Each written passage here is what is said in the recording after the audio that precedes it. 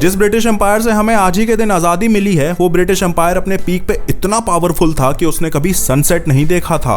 मतलब British empire के अंदर दुनिया के एक कोने में किसी कंट्री में सनसेट होता था तो दूसरे कोने में किसी कंट्री में सनराइज हो जाता था। इतना पावरफुल और फैला हुआ था ब्रिटिश एम्पायर। बोला यह जाता है ऑलमोस्ट हर हफ्ते में कोई ना कोई कंट्री अपनी इंडिपेंडेंस सेलिब्रेट करती है ब्रिटिश एम्पायर से। ब्रिटिशर्स ने अपने पूरे एम्पायर में दुनिया के 90% कंट्रीज पे कभी ना कभी राज किया है। उस टाइम पे ऑलमोस्ट 120 to 130 कंट्रीज। दुनिया में सिर्फ 22 ही ऐसी कंट्रीज हैं जिसपे ब्रिटिशर्स ने आज तक राज नहीं किया। अब सवाल यही आता है, ब्रिटिश एम्पायर इतनी पावरफुल बनी कैसे कि दुनिया की 90% कंट्रीज पे राज कर गई। 1700s में ब्रिटिश मिलिट्री और नेवी दुनिया के सबसे एडवांस और स्ट्रॉन्गेस्ट फोर्सेस थी। इसके बाद इंडस्ट्रियल रेवोल्यूशन ने ब्रिटेन को और इकोनॉमिक पावर्स दे दी, जिसकी वजह से उनकी एडमिनिस्ट्रेटिव, लीगल और डिप्लोमेटिक पावर्स भी बढ़ी। और इन्हीं पावर्स की वजह से वो एक के बाद एक सारी कंट्रीज पे राज करते चले गए, ईदर बाय हुक और बाय क्रुक। ब्रिटिश एम्पायर ने अपनी शुरुआत करी थी 1500s में। वो अपने पीक पे थे लेट 1800s में और डाउनफॉल शुरू हुआ था मिड 1900s में सेकेंड वर्ल्ड वॉर के बाद। अब कहते हैं ना, कर्मा इज अ बिच। एक टाइम पे 100 से भी ज्यादा कंट्रीज पे राज करने वाला ब्रिटिश एम्पायर आज अपनी ही कंट्री को इमिग्रेंट से नहीं बचा पा रहा। दुनिया विटनेस कर रही है कैसे इमिग्रेंट्स यूके को बद से बदतर बनाते जा रहे हैं। अब देखते हैं दुनिया की सबसे बड़ी और स्ट्रॉन्गेस्ट एम्पायर अपने देश को बर्बाद होने से बचा पाती है या नहीं। वीडियो पसंद आई होगी तो शाम में तो फॉलो सब्सक्राइब कर देना